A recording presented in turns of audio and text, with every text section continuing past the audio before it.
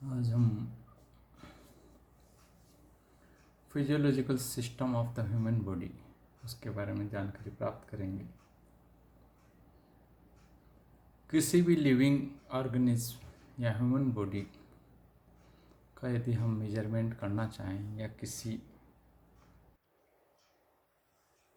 अंग के बारे में जानकारी प्राप्त करना चाहें तो उन अंगों की जानकारी हमें होनी चाहिए। तो सामान्य जानकारी जो फिजियोलॉजिकल सिस्टम की है उसे हमें जानना बहुत जरूरी है, क्योंकि जो ह्यूमन बॉडी है उसके अंदर electrical, mechanical, thermal, hydraulic, pneumatic, chemical और बहुत सारे के जो प्रकार के जो रिएक्शंस एंड गतिविधियाँ होती है वो पर्टिकुलर ऑर्गन्स पे कैसे बिहेव कर रही है उनको जानने के लिए उसका फिजियोलॉजिकल सिस्टम जानना बहुत ज़रूरी है। और इंडिविजुअल सिस्टम जो आपका काम करता है वो कॉम्प्लेक्स बहुत सिस्टम होता है और उसमें multi level control system and communication network रहता है ह्यूमन बॉडी के अंदर। ह्यूमन बॉडी का जो एनाटॉमी है उसको विभिन्न हिस्सों में बांट सकते हैं। जो मेडिकल साइंस के रूप में यदि हम human body has many organs located in different parts of the body, और मुख्यतः 11 ऑर्गन सिस्टम ह्यूमन बॉडी में बताए गए हैं जो कि स्लाइड में दिखाए गए हैं। जैसा कि आप जानते हो सेल्स के समूह से टिश्यू बनता है, टिश्यू के समूह से ऑर्गन, ऑर्गन से मिलके पूरा ह्यूमन बॉडी बनती है। तो यहाँ जो ह्यूमन बॉडी है उसके जो सिस्टम्स है, कॉम्प्लेक्स सिस्टम, जो उसके अंदर ये 11 ऑर्गन सिस्टम मुख्यतः आपके शरीर में पाए जाते हैं, जो मल्टी लेवल कंट्रोल सिस्टम आपस में कम्युनिकेशन नेटवर्क के माध्यम से जुड़े होकर एक बॉडी को लिविंग पार्ट के रूप में आपको दिखाते हैं। जो फंक्शनल सिस्टम है, the functional system of the body are the nervous system, the cardiovascular system and pulmonary system. The major system communicate with each other as well as with external environment, similar to communication between complete person and the environment. कुल मिला के जो major मैंने बताया, लेकिन इसके अलावा आपके जो 11 हैं जैसे circulatory system, digestive system and excretory system, दोनों इसको कंबाइन किया गया। एंडोक्राइन सिस्टम, एंटीग्यूमेंट्री सिस्टम, एक्सोक्राइन इसको कह सकते हैं, immune system and lymphatic system, muscular system, nervous system, renal system and urinary system, reproductive system and respiratory system, skeletal system. वैसे तो स्कूल लेवल की विभिन्न कक्षाओं के अंदर आपने इन सिस्टम्स के बारे में जानकारी प्राप्त की होगी, लेकिन बायोमेडिकल इंस्ट्रूमेंटेशन सब्जेक्ट में एज ए होल इस ह्यूमन बॉडी को जानना बहुत जरूरी है। उसके अलावा जो मुख्य हिस्से हैं इनको हम एक एक करके देखते हैं।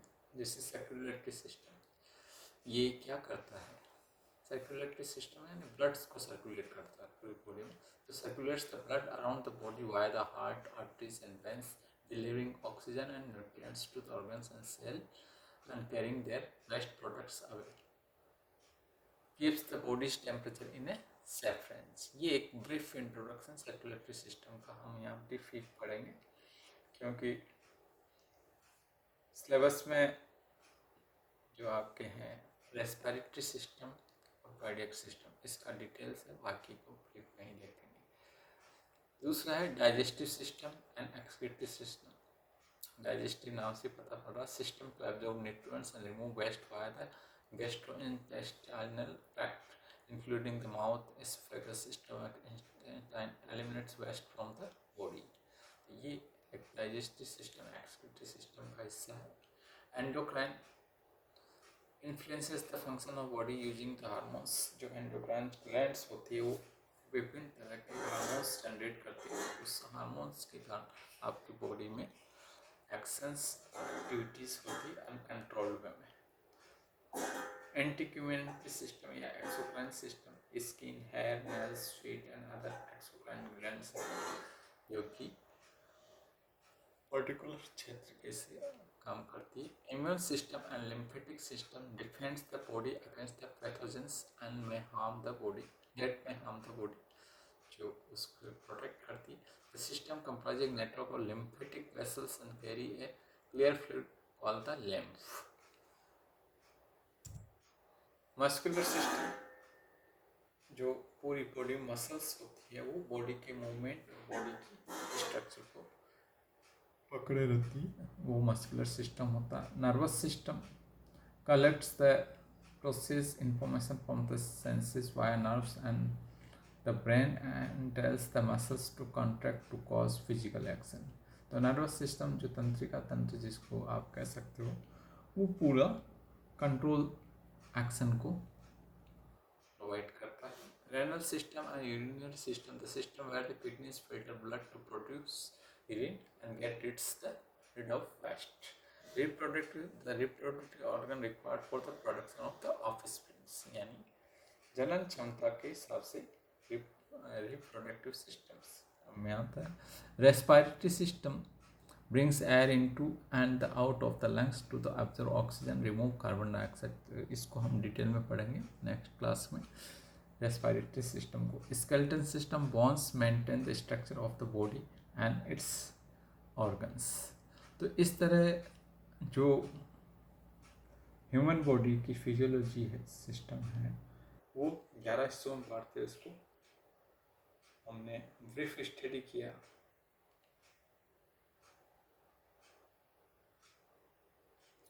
यहाँ पे the major of role of biomedical instrumentation is to make possible the measurement of information communicated by these various elements bigger or smaller unit of body such as cellular level or even molecular level। तो ये एक तरह से आप जो biomedical instrumentation में human body का main work है और उसको कैसे हम कर सकते हैं उसको देखा आपने। यहाँ पे मुख्यतः जो मेजर फिजियोलॉजिकल सिस्टम्स हैं वो एक कार्डियोवास्कुलर सिस्टम है जिसको हम पढ़ेंगे डिटेल में। रेस्पिरेटरी सिस्टम है उसको हम डिटेल में पढ़ेंगे जो कि आपके सिलेबस में है। नर्वस सिस्टम है उसको भी पढ़ेंगे।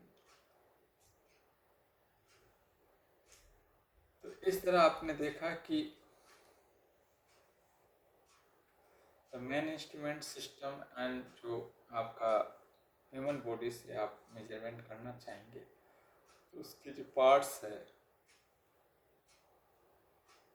उसको देखा।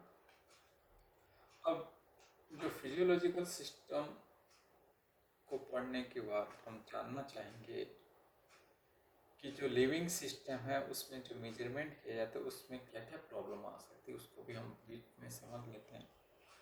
कि पहली प्रॉब्लम होती है कि inaccessibility of variables to measurement. जिसका मेजरमेंट करें उसको असेसिबल नहीं कर पाते हम।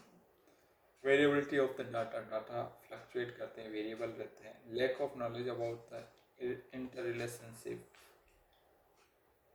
Interaction among physiological system, effect of transducer on the measurement जो ट्रांसड्यूसर काम मिले उसका क्या इफेक्ट है। Artefacts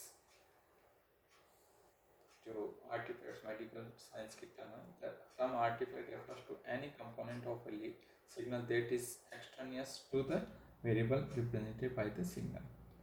energy limitation, safety consideration, तो ये एक लिमिटेशंस इस सिस्टम के अंदर रहती है।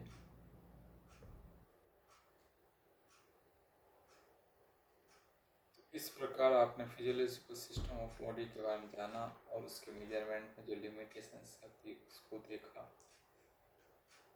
जैसा कि मैंने कहा कि कार्डियोवास्कुलर सिस्टम को हम डिटेल में जानेंगे, रेस्पिरेटरी सिस्टम को हम डिटेल में जानेंगे। जो रेस्पिरेटरी सिस्टम क्या है कि respiratory system is a pneumatic system where the oxygen is inspired in the elastic bags lungs, जिसको आप कहते हैं।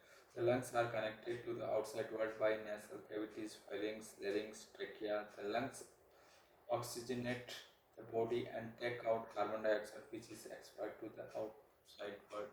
ये रेस्पिरेटरी सिस्टम का जो ब्रीफ है ये हम डिटेल में जानेंगे बाद में. Cardiovascular system can be explained as a complex closed hydraulic system with four-chamber pump connected to the blood vessels, arteries, and arterioles.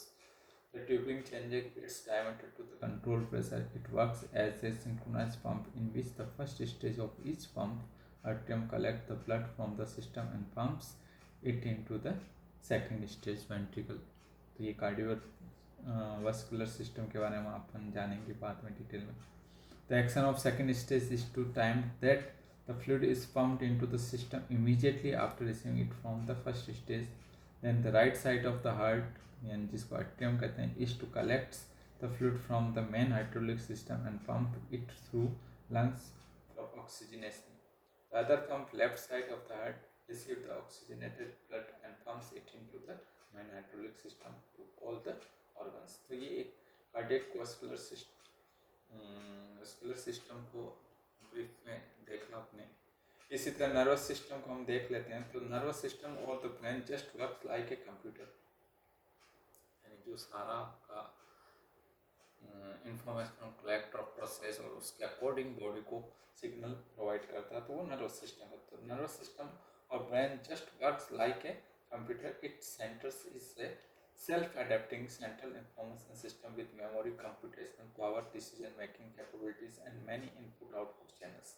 The information is generally coded in the system by means of electrochemical pulses that travel along the nerves. Both serial and parallel coding are used, sometimes in the same direction.